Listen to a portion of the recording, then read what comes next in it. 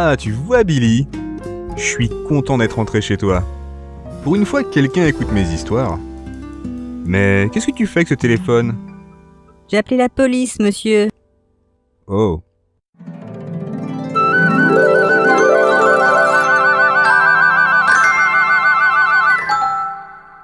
Le roi Constant venait de mourir. Il laissait à ses 2 fils, Moine et Uther, le royaume de Bretagne en héritage. Mais cela n'était pas du goût de son sénéchal, le cruel Vortigern, qui envoya des hommes pour tuer les enfants. Seul Uther parvint à échapper aux assassins, fuyant clandestinement le pays, avec l'aide de quelques fidèles. Vortigern pouvait à présent s'emparer de la couronne. C'est ainsi que commença un règne tyrannique qui le rendit très impopulaire.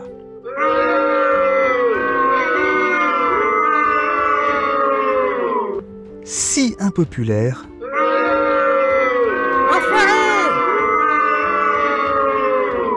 qu'il sentit rapidement le besoin de se protéger. Ainsi eut-il l'idée de bâtir une tour si haute et si forte que jamais personne ne pourrait la prendre. Les travaux commencèrent et la tour s'éleva.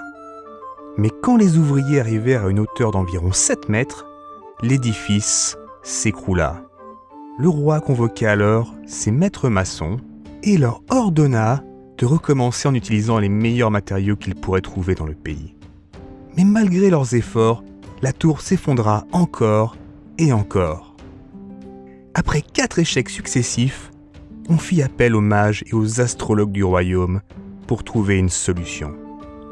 Ils délibérèrent pendant 11 jours et arrivèrent à la conclusion que pour lever cette malédiction, l'on devait mélanger au mortier le sang d'un enfant de 7 ans, né sans père. Aussitôt, 12 messagers furent envoyés de par le monde pour trouver l'enfant. Sortez les mains en l'air et relâchez l'enfant. Vous nous aurez jamais vivants! Billy est armé jusqu'aux dents! Arrêtez, monsieur! T'inquiète pas, Billy. Je vais la terminer cette histoire. Les messagers arrivèrent enfin près d'une ville où de jeunes garçons jouaient. Parmi eux se trouvait Merlin. Et Merlin, qui savait déjà toutes choses, s'avança vers eux en leur disant qu'il était celui qu'ils cherchaient. Il était également au courant des projets de Vortigern et en échange de la promesse d'avoir la vie sauve, il trouverait une solution au problème du roi.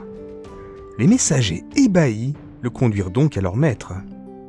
Arrivé à la cour, le garçon expliqua devant un auditoire stupéfait que 2 dragons dormaient sous les fondations de la tour et que c'était eux qui faisaient s'effondrer les murs. Le sol fut donc creusé et arrivé à une grande profondeur, l'on trouva à la surprise générale 2 immenses dalles. Celles-ci, une fois soulevées, libérèrent de leur sommeil 2 dragons, un rouge et un blanc, qui se mirent à se battre.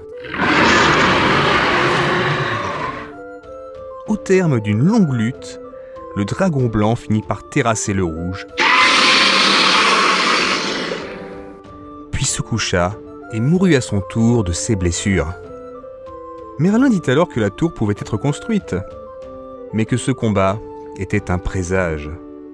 Le dragon rouge représentait Vortigern, le blanc Uther, et qu'un jour, tout comme le dragon blanc, le fils du roi Constant viendrait pour reprendre la couronne de son père et le tuerait. Et la prédiction fut des plus justes. Quelque temps plus tard, Uther débarqua sur l'île de Bretagne à la tête d'une grande armée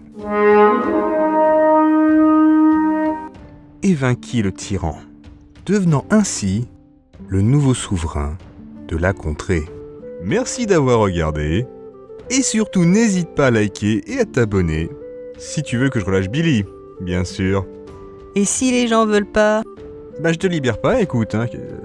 Qu'est-ce que tu veux que je te dise ?